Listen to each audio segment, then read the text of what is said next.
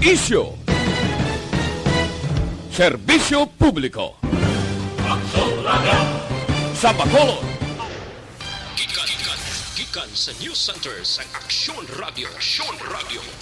Yari ang mga nagapangunang balita sa syudad sa Bacolod kag probensya sa Negros Occidental. Mga balita lokal, nasyonal, sa Aksyon Balitang Bayan. Numero 1, Aksyon Balitang Bayan.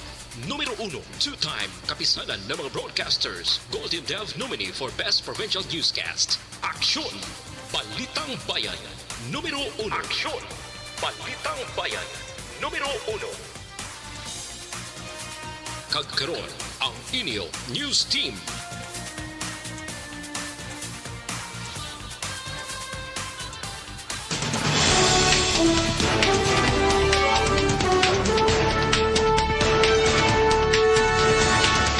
Sa ato nagapanguna nga mga Pangulong dinalan sa mga balita lokal, NGCP magapatuman sang 12 oras na naman nga power interruption sa Oktubre 9. Maninudlo nga ginbuno kagin martilyo ang ulo sang kawatan, patay. Sa mga balita nasyonal, pilot testing sang face-to-face classes mag-umpisa na sa Nobyembre 15. FDA may special lane para mapadasig ang approval sa emergency use sa mga bulong para sa COVID-19. Mayong aga Bacolod, mayong aga Bilogabahin sa Western Visayas. Karon nga la Huwebes, Oktubre 7, 2021.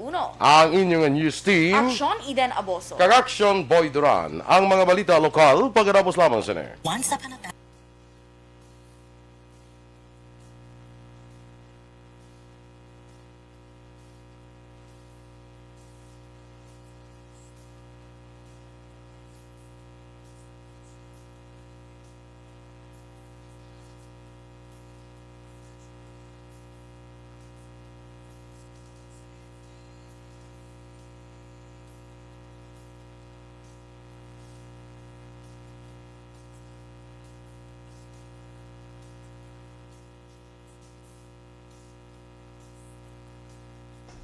Good morning! Sa liwat sa atin sini mga ka-aksyon. Good morning man, Action Boy. Happy Thursday naman sa atin sini mga ka-aksyon. Of course, good morning Danay.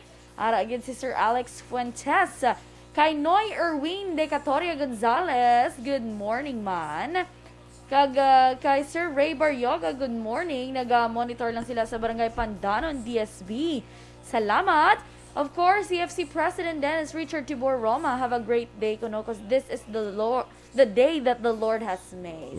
Perfect. May Stoffago, good morning man. Kay Mililio Ligo, good morning kuno sa ila ni Ma'am Vanessa Mayo, Ma'am Jinky de Lagdon, Noel Amar, kag Alex Monteze, good morning. Kay Raymar Beranyo Lingoste, watching from Barangay Hagimi at La Carlota City. Good morning Mandra, kay Biboy Villasor, kag sa mga katapos ang EFC, halin kay Miss Jinky de Alagdon, no? Sa kay Star Mayo, kag Dr. Matt Mayo, mayang aga, Dina Magbato Malabago. Sa kay Teacher Romela Illustre Arevalo, good morning dira. Ari ka na, artos na kuno sa balay, tatlo sila, complete sentence. Wow, himala! Complete sentence. Perfect. Kay Donna May Alasagas, good morning mga ano, kay Chonya Bulag, sa ilan niya Tita Estelia, kag Tito Joseph Tumunong, sang Mabini Valladolid, mayang aga. Atia Kim Iriman, good morning sa imo. Kag sa kay Alagad Kevin Henry, kag sa tanan kuno nga mga hinubanons, may aga sa inyo mga ka-aksyon aton dira sa Inubaan, good morning, no? Dira sa may Silay, good morning dira sa inyo. Sa Siyudad Santa Lisay, good morning man. Martin Aliling, may aga sa liwat, no? Kag aga pa sang bandang hinubaan. Okay. Sa kay Lulit de Alagdon, kay Joe de Alagdon, kay Reyna Villaflor, Albert Jan Apil, Aljon Apil, kay Jen de Alagdon, kay Jane Nagor, Rose Villaluna, Florence Mallorca, Rifuela, Joan Asineth, Refuela, no? Sa kay Judenia Sarmiento Puig Lazaro, good morning man. Oy, kay amigo naton Mark Gabriel Salanga, good morning. Morning. Sige, standby anay sa aton nga mga balita lokal.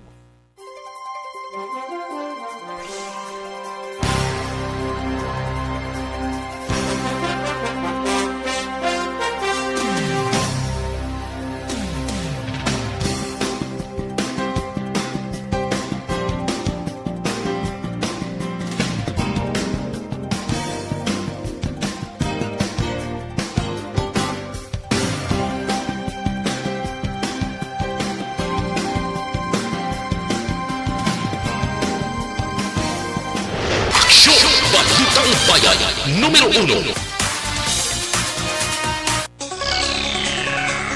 Aksyon Radio Philippine Standard Time, las 6:07, sa detalye na sa aton mga balita lokal.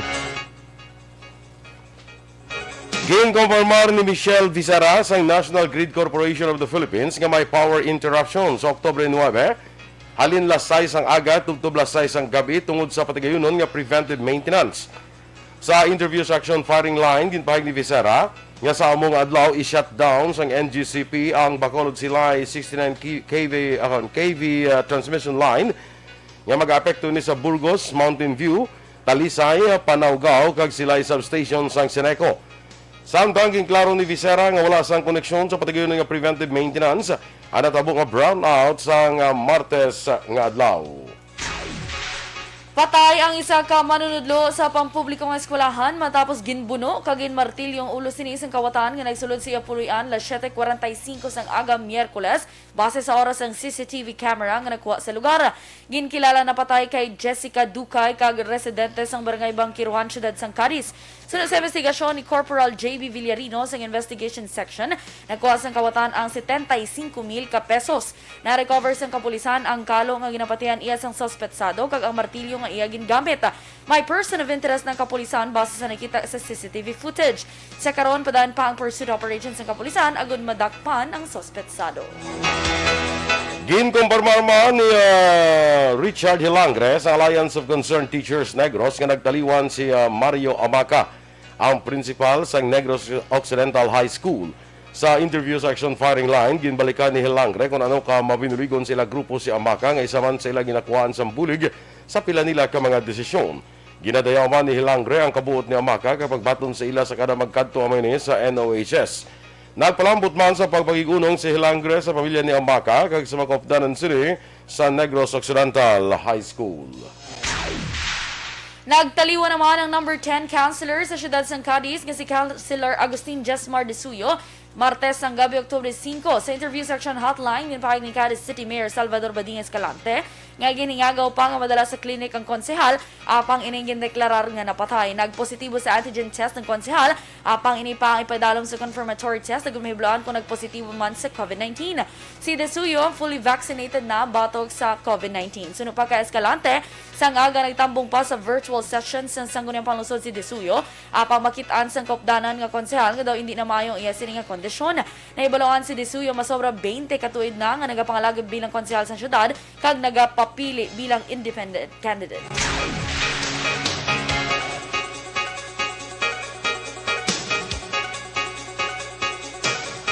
Samtang nagapati naman si PIDEA Region 6 spokesperson Shea Tanalyon nga may kaangtaran sa trabaho bilang PIDEA agent ang pagluthang sa kay IO1 Jason Yayola.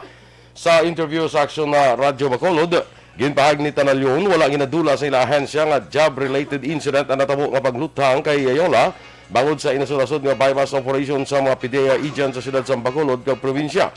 Sa pihak sa mga insidente, nagapabilin gihapon nga mabaskog kag magapadayon pa ang papagig-away sa may kontra illegal nga droga. Ginpandaman sa opisyal sa PIDEA ang tanan nga mga operation unit sa bugos ng riyon nga mag-alerto kag mangin mabinantayon para malikawan ang kaangay sini nga insidente. Arestado ang 5 naman ka mga persona sa bypass operation nga ginpatigayan sa kapulisan sa Lunitu, Barangay Mamulak, Syudad San Silay, las 2:50 sang udto kahapon. Ang nagaladagpan ng ginkilala sa ilan day June Lapag, 52, Benji Casibo, 35, Johnny Octoso, 21, Leoncio Begasa, 44, kag Gino Villegas, 35, tanan residente sa Syudad San Silay. Nagkuha sa ilang pitotran kay ng gated plastic sachets ang nasuspect sa Shabu, balor 28,000 ka pesos kag iban pa nga drug paraphernalia. Liwat nga magahiwat sa picket protest karon nga adlaw, Oktubre 7 maging kakas nga empleyado sa Basiwa upod sa KMU kay iban pa nga mga progresibo nga grupo sa handom nga mapukaw ang management sa mga kumbuyahan. Suno kay kilusang Mayo 1 Secretary General Noli Rosales, tuyo sa mga protesta nga mapalambot sa administrasyon kay sa mga Board of Directors ng Basiwa ang mando sa Civil Service Commission nga ibalik ang 60 ka mga empleyado nga iligal ang kakas sa serbisyo. Nagalaw ang mga grupo sa marasing aksyon sa Basiwa Management sa sini nga problema. Sa katapusan nga balita lokal, naglabot naman sa 133,731 ang kaso ng COVID-19 sa Western Visayas matapos madugangan sa 530 kahapon nga adlaw. Nadugangan sa 158 ang Iloilo Province, ginsundan sa Bacolod City nga may 138, 89 sa Negros Occidental, 81 sa Iloilo City, 23 sa Antique, 18 sa Aklan, 13 sa Capiz, kag napulo naman sa Guimaras. Nadugangan sa 830 recoveries nga nagdala sa kabilugan nga 114,819 kag 41 bagong napatay nagdala sa kabilugan nga 3,145. Samtang 15,736 ang aktibong nga kaso ng COVID-19 sa Western Visayas. Pilot testing sang face-to-face classes mag-aumpisa na sa Nobyembre 5 akong 15. Samtang FDA may special lane para maparasay approval sa emergency use sang mga bulong para sa COVID-19. Ang detalye sa mga balita nasyonal sa magbalik sang Aksyon, Balitang Bayan, Numero 1. Kaksa!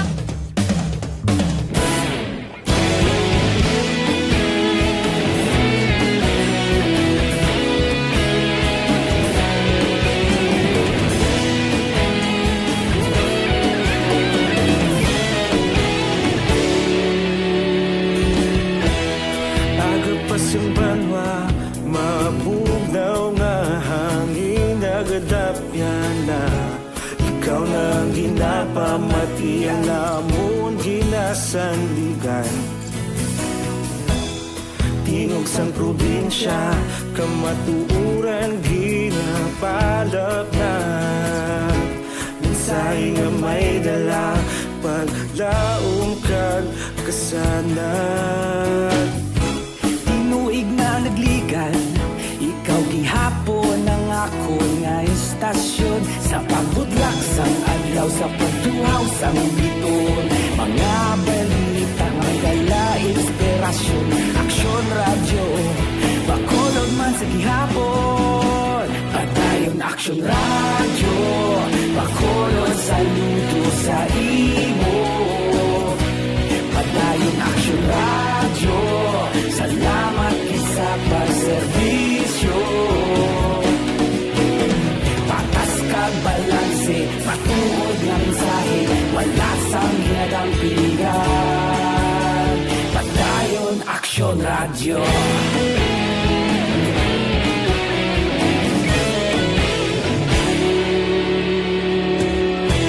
Bacolod nun kag Negros sanon inyong pamatian.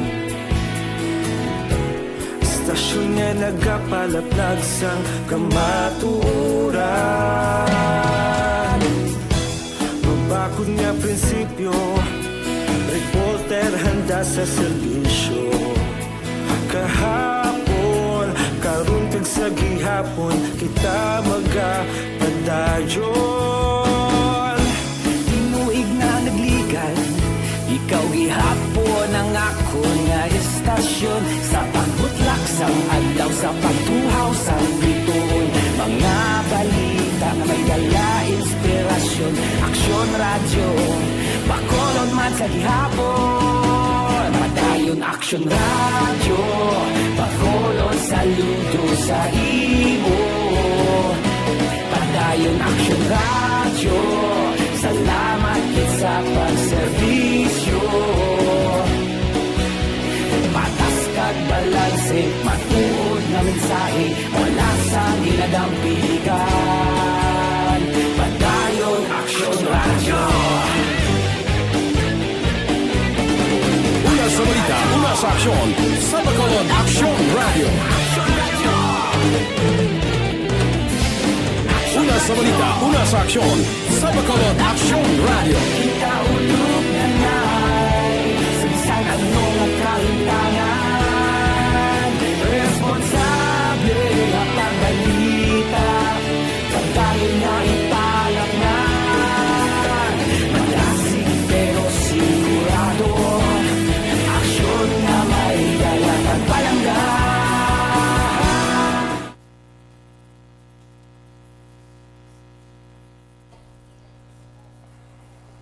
Okay, Good morning kay Ate Akim Merriman, Michael Junsis, and of course, Ma'am Pinky Teruel. And of course, ginapag-greet election boy ni Ma'am Van, ang iya sining nga beautiful niece ko, no? Happy birthday kay Suniata May Alvarez from your tita and tito Doc of Minnesota State. We'll love you to the moon and back, ko, no? happy birthday to you. Yes. Happy birthday, Happy Suniata birthday. May Alvarez. Kag-happy birthday man sa akong kumpare, bala, kay pare ko Arlene Buerom, kapitan. No? Happy birthday. Happy birthday to you. Bago lang ako balikin si Mudo, do estudyante, do kanubo-nubo sa pulo ko. Huwag mo pataas. Do nakibot. Pagbalikin ko sa live ganito, tingnan ako, do kanubo si Mudo. Tapos pagbalikin ko, do kanubo siya. Ano yung mataas to? Na. Perfect. Okay. Jacqueline Marino, good morning man. Hendreo Hisona. Morning sa asawa niya si Dina, sa mga kabataan ni Riona kay Christine Hisona sa Barangay Linawon, Kawayan, Negros Occidental. No? Ana Sinoro, good morning man. No? Sige. Kay kumpare ko, Bia Jonathan, good morning man. Ramil Duran Infante, Leisure Tadi, good morning man. Kay John Cern, of course. Kay Neil Brian Valuis, good morning. Thank you kuno ambal ni Ma'am Vanessa Mayo.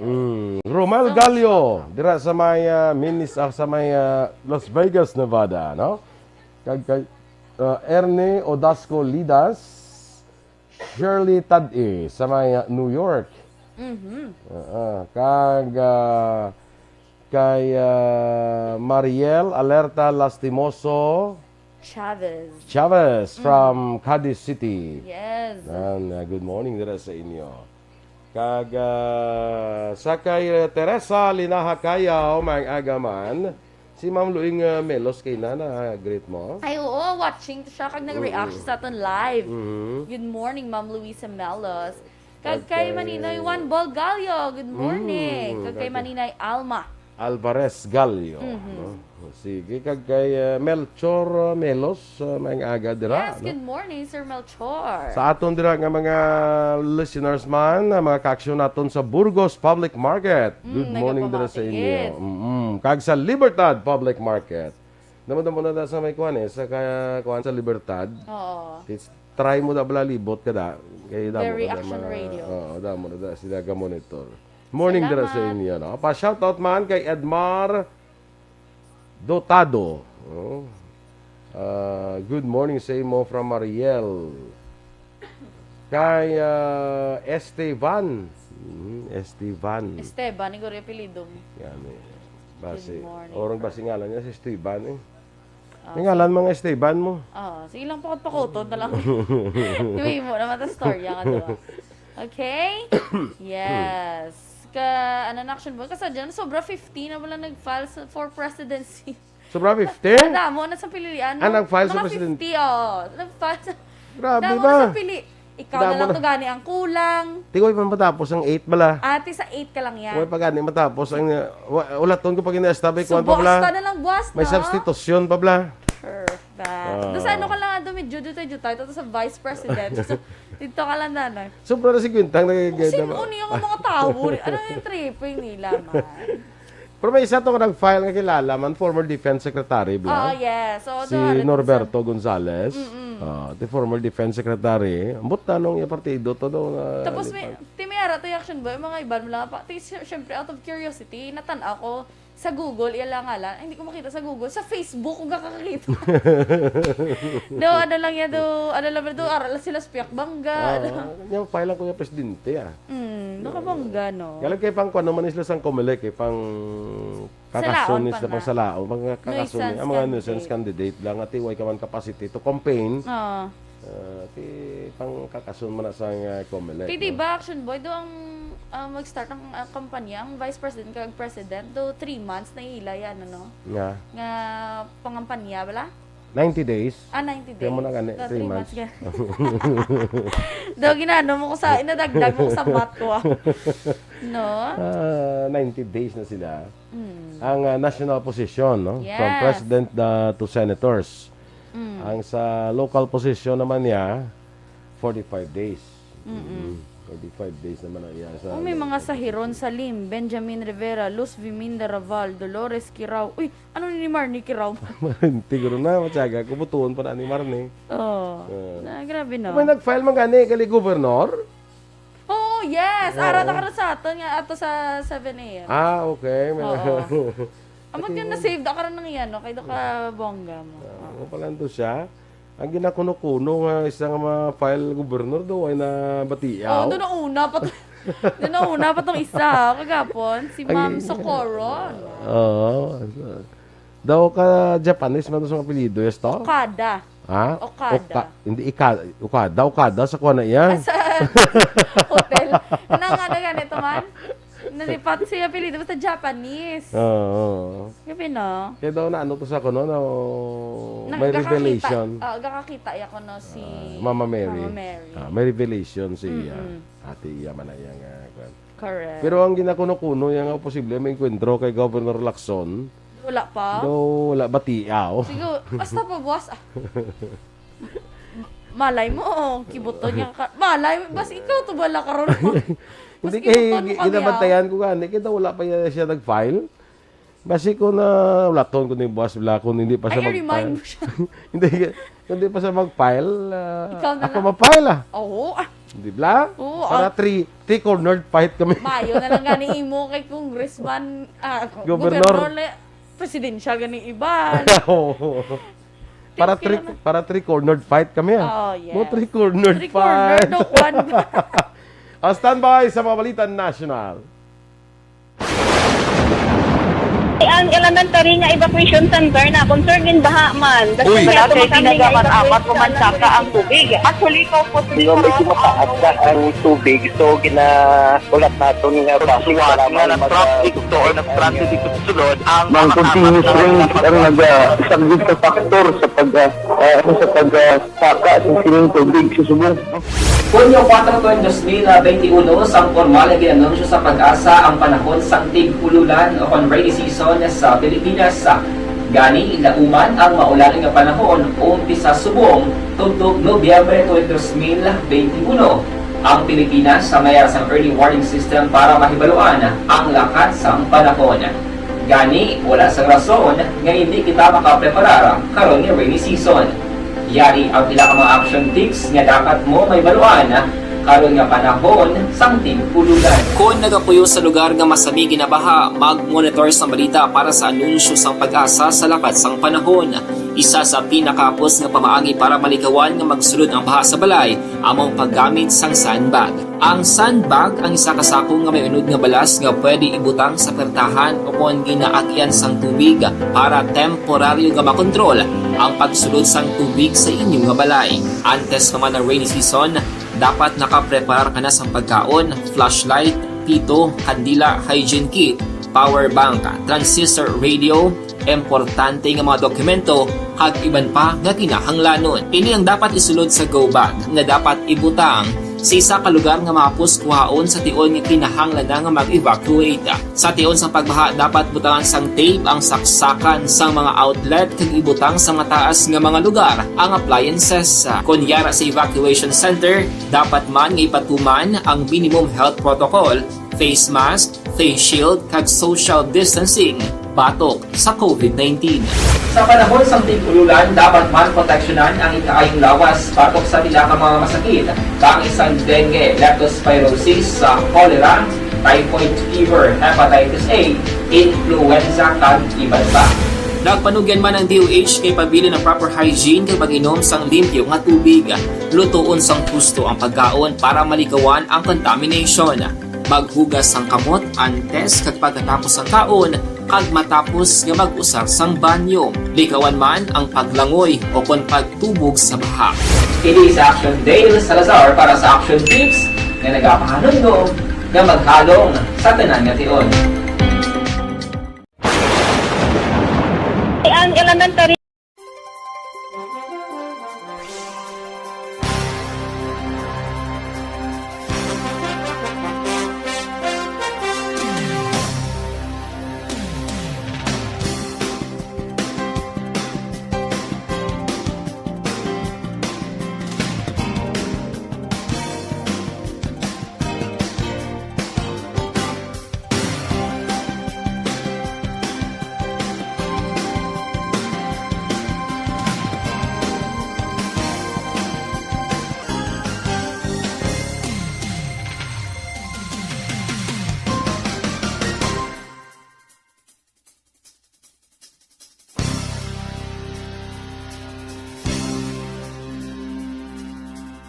Balitang Bayan, Numero 1.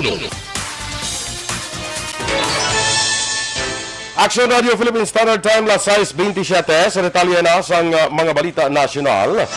Mag-aumpisa naman sa Nobyembre 15 ang pilot testing sa limitado nga face-to-face classes.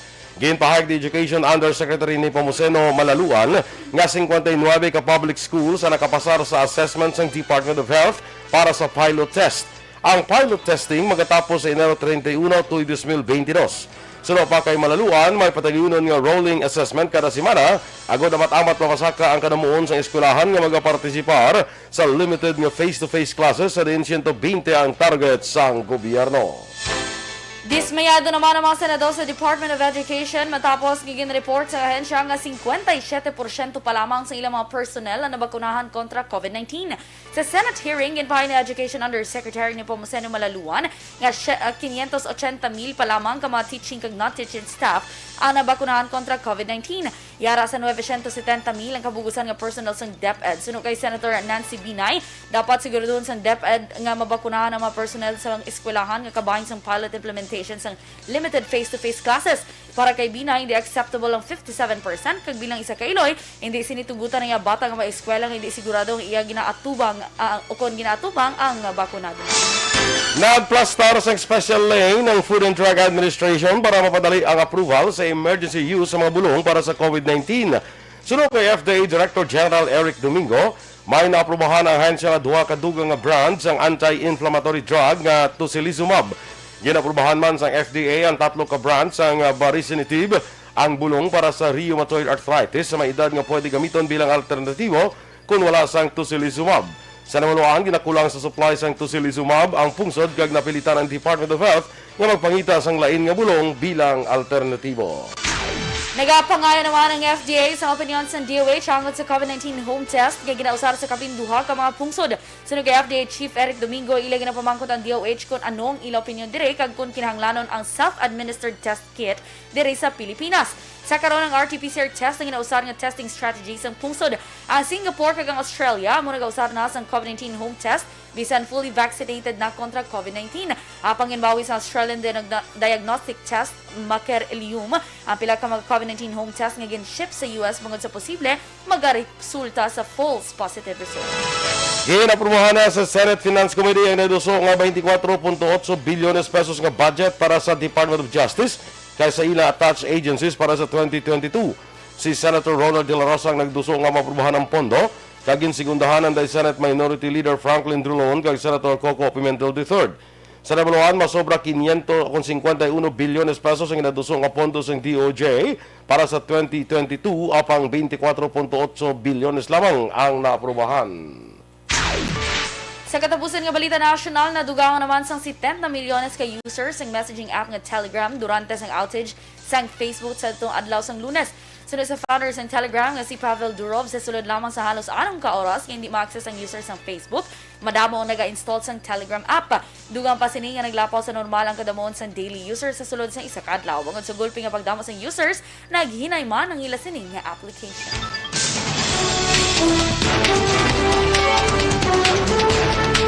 Good morning lang da kay Migot Rudy Gonzales sa may ara sa mga pangapid. Asla kasi nagapangapid dira sa Sunrise Cafe sa Rosario Heights Subdivision. Good morning dira sa inyo. Standby na kita sa Aksyon Hotline kung Aksyon Report, second portion. Upod ka Aksyon, Fred Salanga. Balik kayo kita sa Aksyon Balita Morning Edition. Upod gapon sa inyo News Team. Aksyon Eden Abos. Kag-Aksyon Boy Duran. Una sa balita, una sa aksyon. Sa Bacolod Aksyon Radio. Aton pamati. Manila Broadcasting Company. Sa balita. Komentaryo. Isyu. Serbisyo publiko.